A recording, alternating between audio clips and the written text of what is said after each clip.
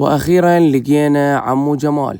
عمو جمال تقريبا صار له 20 سنه متواجد بمنطقه الميدان ويبيع بس مي، فاليوم احنا راح نساعده، بس قبل ما نساعده راح نعرف شنو قصته.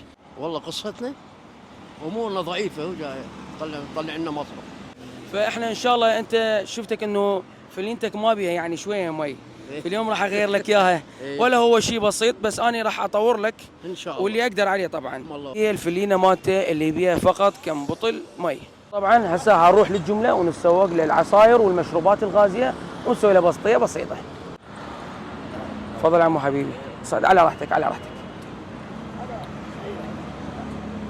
اي احنا راح نجيب لك شغلات بالربع وشغلات ممكن ابو 500 نختصر بمكان واحد. هاي 3 سيتات زين. مي هذا يفيدك. وهسه خلصنا كل اللي نحتاجهم، اخذنا فلينه اكبر عمود تكفي كل الغراض اللي جبناها. وهسه بعد ما وصلنا ورجعنا راح هسه نرتب له البسطيه مالته.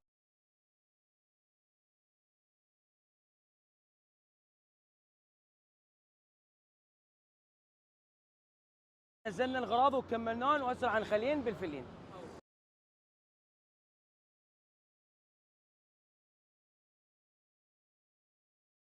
هاي المبادرة كانت برعاية الست البرلماني آلا طلباني، احنا نتشكر من يمه ونتمنى له كل التوفيق.